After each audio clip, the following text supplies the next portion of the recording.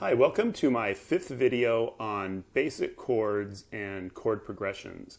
What I was just playing there was a minor blues in the key of A minor. I was using 3 chords, an A minor, a D minor, and an E7. 2 of the chords I've previously covered in some of my other videos, the A minor and the E7. So if you want to check those out, you can get into a little bit more detail in my previous videos. I will show them here in the context of this, but the only chord that I'll get into a lot of detail with individually is the D minor. So what I'm going to do is show you each of the chords individually, and then I'll break down the minor blues progression that I was just playing at the end, and then I'll play through that a few times. So let's take a look at the chord. The first chord that I'm going to show you is the A minor chord. And like I said earlier, I've already covered this chord in a previous video, so if you want to get into more detail on this one, check that out. The same with the E7 chord. So all I'm going to really go over here is the fingering. What I've got is the first finger on the 2nd string 1st fret, and then my middle finger is on the 4th string 2nd fret, and my ring finger is on the 3rd string 2nd fret. So I have this. And I'm going to strum from the 5th string down. So that's A minor. And the E7 chord, I'm going to put my index finger on the 3rd string 1st fret. My middle finger will go on the 5th string 2nd fret. And I'm going to strum all 6 strings. So I have that sound.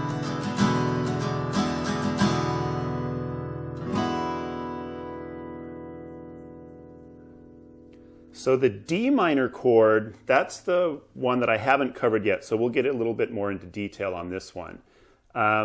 Sounds like this, and I'm going to strum from the 4th string down.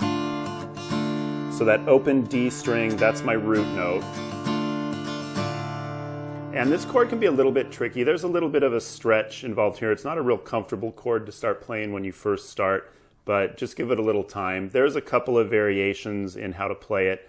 I generally like to use this form if all I'm doing is playing the chord, but if I want to do some other things, I might sometimes use my little finger down here. Then I can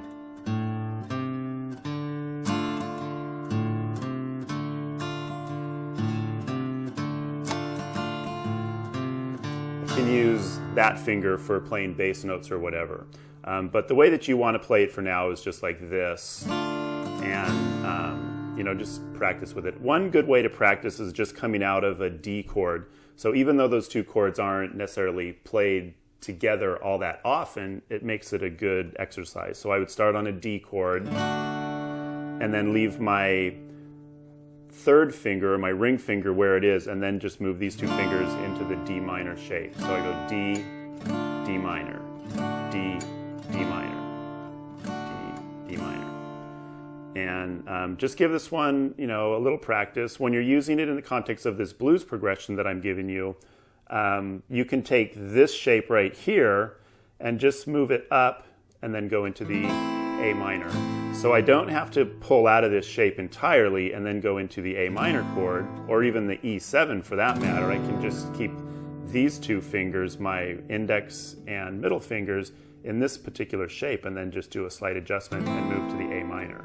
So there. And then when I need to go to the E7, I think actually in this particular instance, we're going from the E7 to the D7. So I would just take this shape, keep those 2 fingers together, and then just move them down a couple of strings, and then add that finger right there. So that is D minor.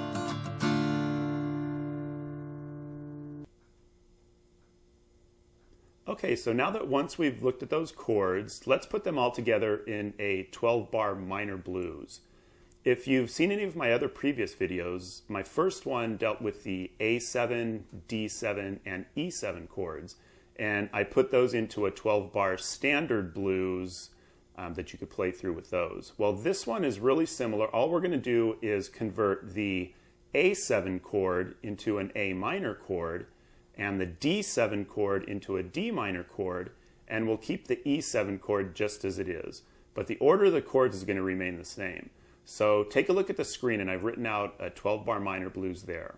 We start on the A minor, then do 1 measure of D minor, then 2 measures of A minor, 2 measures of D minor, 2 measures of A minor again, and then 1 measure each of E7, D minor, A minor, and E7.